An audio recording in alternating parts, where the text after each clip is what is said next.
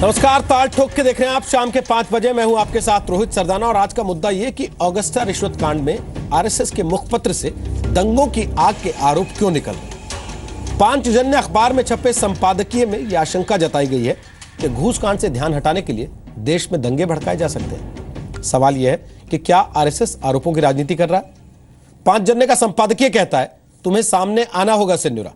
सवाल यह है कि क्या कांग्रेस अब आरएसएस के सवालों का जवाब देगी।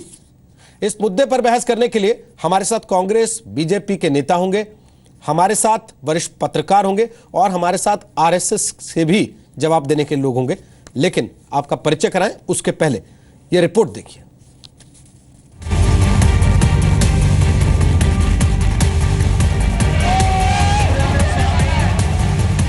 ऑगस्टा डील में दलाली को लेकर सवालों का सामना कर रही कांग्रेस पर आरएसएस के मुखपत्र पांचजन्य ने सबसे बड़ा हमला किया है। पांचजन्य के संपादकीय में कहा गया है कि हजारों लोगों को महसूस हो रहा है कि आफत में घिरा एक राजनीतिक दल अपने आकाओं पर से ध्यान हटाने के लिए देश भर में दंगे करा सकता है। लोग इसके लिए तर्क दे रहे हैं, दंगों के इतिहास से उस दल का रिश्ता बता रहे हैं। सवाल है कि आरएसएस सोशल मीडिया के हवाले से ऐसी आशंकाएं क्यों जता रहा है। हालांकि संपादकीय में लिखा है कि लोग अब घोटालेबाजों के जहरीले षड्यंत्र पहले से पकड़ना और चिंगारी को सुलगने से पहले बुझा देना जानते हैं। लेकिन क्या आरएसएस ऐसा कहकर कहीं लांछन लगाने की राजनीति तो नहीं कर रहा। गांधी परिवार के पीछे उनके ऊपर एक राजनीतिक एक आक्रमण करने के लिए ये आरएसएस का ये एक यही उद्देश्य है। लेकिन आज उनकी ही जो दल है आज सरकार में है और उन सरकार के पास वो तमाम शक्ति है जिसके लेकर वो इस ऑगस्टा के जो पीछे जो सच्चाई है वो सच्चाई निकाल सकते हैं। लेकिन क्यों वो सच्चाई नहीं निकाल रही। पहले भी देखा गया है कि सत्ता के लालच में कांग्रेस ने 1984 में यहाँ पे हजारों सिखों को दिल्ली हमारी देश की राजधानी में मरवा दिया था। उसी प्रकार की फिर से ये नीति ला रहे हैं। ये बहुत ही दुर्भाग्यपूर्ण है क्योंकि बड़े वरिष्ठ एमपी हैं और निश्चित ही सिस्टम में विश्वास रहना चाहिए। पांचजन्य ने इटली की कोर्ट के फैसले में सिन्योरा गांधी के जिक्र को लेकर तीखे हमले किए हैं। पांचजन्य ने लिखा है कि देश की सबसे बुजुर्ग पार्टी के लोगों का आग्रह है कि इसे किसी खास नाम से जोड़ने या समझने की भूल ना करें। लेकिन भूल तो इस हल्ले की धूल उठने से पहले ही कोई कर चुका है। किसी ने इस देश को दगा दिया है। कौन है? घूस देने वाले जेल में है, घूस लेने वाले कौन है? अदालत, सरकार जो जब करे तब करे। जनता के सामने सिन्योरा की ये पहेली उसी पार्टी को सुलझानी है जिसके माथे इटली की आफत पड़ी है। सवाल है कि क्या संघ के हमले का जवाब देंगी सोनिया। ऑगस्टा केस को लेकर पांचजन्य का हमला इतना तीखा है कि वो लिखता है कि जिस सरकार को भारत में लोग रिमोट कंट्रोल वाली सरकार कहते थे, इटली में दलाली और दलालों के खुलते चिट्ठे में सिन्योरा को उस सरकार द्वारा किए जा रहे हेलीकॉप्टर सौदे में मुख्य कारक बताया गया है। रिमोट कंट्रोल से और कहां क्या क्या चल रहा था। मुद्दा है कि आरएसएस के सवाल का जवाब क्या मिलेगा कि ऑगस्टा घोटाले का रिमोट कंट्रोलर कौन था। पांचजन्य की दलील यह भी है कि इटली की कोर्ट में गांधी का जिक्र होने से महात्मा गांधी का अपमान हुआ। पांचजन्य लिखता है कि 7 दशक के लोकतांत्रिक सफर में कुछ राजनीतिक दलों ने यह साबित कर दिया है कि उनके लिए गांधी सिर्फ वोट है। लेकिन इटली की अदालत से पता चला कि बात इससे भी घिनौनी है। सिन्योरा के लिए गांधी सिर्फ नोट है। क्या गांधी वही थे जो सिन्योरा गांधी संबोधन से लिथड़ी करतूतों में नजर आते हैं। जाहिर है आरएसएस का हमला सीधे चोट करता है। सवाल है कि सिग्नोरा के इस चक्रव्यूह से कैसे निकलेगी कांग्रेस। ताल ठोक के आज इसी मुद्दे पर बहस है। तो आपको बता दें कि ताल ठोक के आज बात करने के लिए हमारे साथ बीजेपी से संबित पात्रा हैं, पार्टी के प्रवक्ता हैं। हमारे साथ चरण सिंह सापरा हैं, वो कांग्रेस पार्टी के प्रवक्ता हैं, महाराष्ट्र विधान परिषद के सदस्य भी हैं। हमारे साथ राकेश सिन्हा हैं जो आरएसएस से जुड़े विचारक हैं, दिल्ली विश्वविद्यालय में एसोसिएट प्रोफेसर हैं, इंडियन पॉलिसी फाउंडेशन के मानद निदेशक हैं। अक्सर उनको भी आप टीवी पर देखते हैं चर्चाओं में पक्ष रखते हुए आरएसएस का। और जयंतो घोषाल हमारे साथ है, वरिष्ठ पत्रकार हैं, पिछले करीब 20 साल से राष्ट्रीय राजनीति कवर कर रहे हैं। भारत चीन और भारत पाकिस्तान संबंधों पर भी खास तौर पर उनकी पैनी नजर रहती है भारतीय राजनीति के अलावा।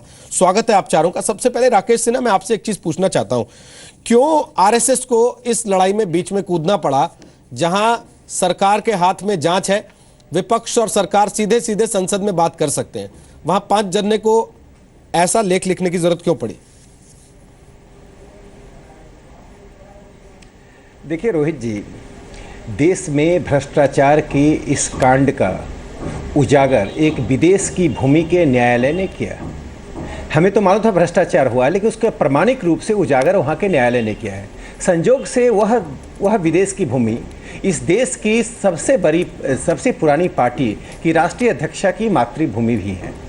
अब भले उनकी मातृभूमि वो भारत क्लेम करते हैं, लेकिन उनका जन्म स्थान वही है। उस देश के न्यायालय ने एक गांधी को सिग्नोरा गांधी कह के संबोधित किया है और उनका नाम बार बार आया है, उनके पार्टी के उनके सहयोगियों का नाम आया है। जब इतनी बड़ी बात हुई है, पूरे विश्व में उस पुरानी पार्टी के राष्ट्रीय अध्यक्षा की चर्चा चल रही है कि और उस देश में जिन लोगों ने ब्राइब दिया उनको जेल के अंदर डाल दिया न्यायालय ने। अब इस देश की इंटीग्रिटी का सवाल है, यहाँ सोनिया गांधी या कांग्रेस का सवाल नहीं है, पूरे देश की इंटीग्रिटी जिसको कहते हैं चुनौती के रूप में है। एक देश की इंटीग्रिटी दांव पर लग गई है कि विदेश की भूमि पर घूस देने वाला जेल में है, घूस लेने वाला स्वतंत्र रूप से चुनौती दे रहा है कि हमें कोई डर नहीं है। अरे सोनिया जी, बाकी लोगों का नाम क्यों नहीं आया? सिग्नोरा गांधी कौन है? और यदि एक राष्ट्रवादी पत्रिका यह सवाल खड़ी कर रही है तो इसमें कांग्रेस को क्या आपत्ति हो सकती है? और मुझे लगता है देश का कौन सा अखबार नहीं है जिसने सवाल खड़ा नहीं किया है। सर, यदि उस पत्रिका का संबंध एक राष्ट्रवादी विचारधारा से है, इसलिए उनको चुभ रहा है। सर, एक अंतिम सवाल में एक अंतिम बात करके अपनी बात समाप्त करना पूरा कर ले, फिर मैं सवाल। देखिए, जब बोफर्स का कांड हुआ या जवाहरलाल नेहरू के समय में जीप का घोटाला हुआ या नागरवाला कांड हुआ, हर समय कांग्रेस ने उस चीज को दफनाने की कोशिश की। भ्रष्टाचार में मैं कहता हूं कांग्रेस को एक कमीशन से कमिश्नोइया हो जैसे एक बीमारी हो गई है। जीप के स्कैंडल मैं शुरू कर रहा हूं। जवाहरलाल नेहरू ने आजादी के बाद आर्मी के लिए 5000 जीप का ऑर्डर दिया और ब्रिटेन के उस कंपनी को ऑर्डर दिया गया जो कंपनी अस्तित्व में नहीं थी, अखबारों में कंपनी थी। 3000 सेकेंड हैंड जीप भारत के आर्मी को स्वतंत्रता के पश्चात दी गई। वहीं से भारत का डिफेंस कमजोर हुआ, जिसका खामियाजा 1962 में भुगतना पड़ा। जवाहरलाल नेहरू ने पूरे मामले को पर्दे में डाल दिया, आज तक उसकी जांच नहीं हुई। नागरवाला कांड आपके सामने है, बोफर्स में देखिए कोटरोची साहब किस तरह से इस देश में आते थे, कैसे भाग जाते थे। राकेश जी, डिफेंस के घोटालों की फहरिस्त बड़ी लंबी है और कांग्रेस की या कांग्रेस लेड गवर्नमेंट्स की हिस्ट्री भी इस देश में बड़ी लंबी है, तो निश्चित तौर पर जब आप दोनों को कंपेयर करेंगे तो उनके खाते में आएगा भी ज्यादा ही। पर मेरा सवाल इससे अलग था सर। मेरा सवाल यह था सर, इसमें दंगे की बू कहां से आती है आपको? एक मामला हुआ, उसकी जांच हो रही है, जांच स्वतंत्र एजेंसी कर रही है, सरकार कह रही है हमारे पास दस्तावेज हैं, 4 तारीख को रक्षा मंत्री संसद में बयान देंगे। अब इसमें सीधी सीधी सवाल यह है कि सर दंगा कहां से आ गया बीच में? हाँ, मैं उसका जवाब देता हूं। देखिए, संपादकीय को यदि आप ध्यान से पढ़ें तो संपादकीय में एक ट्विटर पे, सोशल मीडिया पे एक ट्रेंड चल रहा था। वह ट्रेंड यह चल रहा था, कांग्रेस इस चीज से लोगों का ध्यान हटाने के लिए देश में दंगा प्रायोजित कर सकती थी। इस ट्रेंड में 38,000 लोगों ने ट्विटर पे इसको ट्वीट किया, इन चीज़ों को रिट्वीट किया। उसके कारण लंबे काफी समय तक ट्रेंड रहा। तो 5 जन ने अपने संपादकीय में देखिए अब यहाँ किया। राकेश जी, अब देखिए यहाँ ये बात आ जाती है ना सर, आप खुद सोशल मीडिया के यूजर हैं, आप रोज देखते हैं कितने सारे प्रोमोटेड स्पॉन्सर ट्रेंड्स चलते हैं और कितने ऐसे ट्रेंड्स चलते हैं जिनका कोई तुक नहीं होता, लेकिन वो ट्रेंड कर रहे होते हैं सर। उस पर 30,000 नहीं, 38,000 नहीं, 75,000, 1 लाख लोग भी ट्वीट कर रहे होते हैं बैठ के सर। और पार्टियां किस तरीके से कर रही हैं आजकल सोशल मीडिया का इस्तेमाल, ये भी आप जानते हैं सर।